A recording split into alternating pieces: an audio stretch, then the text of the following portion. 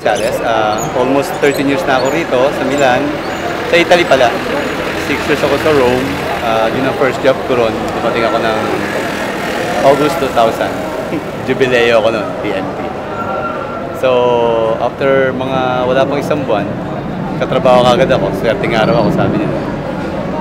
Trabaho ako sa Remittance Center, yung Filital. Ngayon, wala na yun. Yun ang gumawa ng papel ko rito. So, nung nagkaroon ng problema rito sa branch namin sa Milan, kaya ako napunta sa Milan, pinapunta ako ng boss ko. Kaya ako yung pinag-handle ng branch namin dito noon.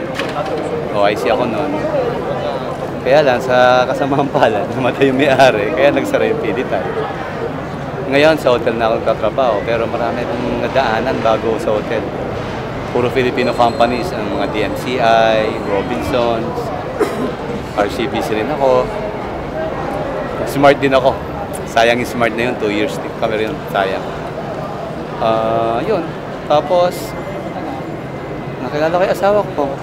Yung kapatid niya, kliyente ko rin sa Filital, kaya nakilala ko. Nagkaroon kami ng 2 anak dito. Pero ngayon nasa Pilipinas na sila. Doon na sila nag-i-stay ngayon, kaya isa na lang ako rito.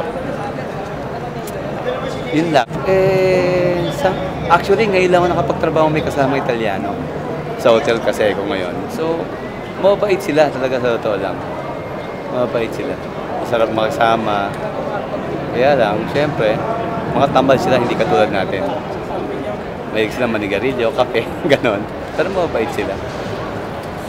Well, ilang taon din akong halos 10 years, puro Filipino company ang pinasukan ko rito. Kaya, ngayon lang, last year lang ako nagsimulang magkaroon ng kasama mga Italiano. Ayun, sa ngayon, crisis ngayon, kaya ano yung trabaho mo ngayon, talagaan mo lang. Dahil ang dami nating kababayan dito na wala ng trabaho. Nagsasara yung mga tita nila, kaya pag-igil lang. Talagang survival kaya dito. Yun ang kailangan natin dito. Umuwi ng Pilipinas sa totoo lang. Kailan? Kung pwede nga lang, bukas na eh. Kasi kauwi ko lang last month eh. Talagang miss na yung mga anak ko. Kung pwede nga lang, nag-iisip na ako ng negosyo sa Pilipinas at talagang gusto ko na stay doon for good. Kasi dito wala na eh. Ang palitan ngayon, ang baba na. Diba? Talagang ibang-iba na. Krisis na ang Italia, kaya hindi lang naman Italia, buong Europe naman. Kaya kung may ininegosyo ka naman sa pagkakakitaan ka sa Pilipinas, gawin mo na. Yun nga, una Jubileo. Dahil nagkatrabaho ako sa bangko nun sa atin, nagsawa na rin ako eh, nakailang bangko na ako sa atin. Ayun, yung ate ko nasa Rome, tinawagan ko. Eh timing naman nun, mayroon daw 2,000 Jubileo dito gagawin. Yun. Sumama ako ron, naganap ako ng mga delegates. Interview kami, may mga seminar, nakapasa, nakapunta ako rito. Walang papel yun.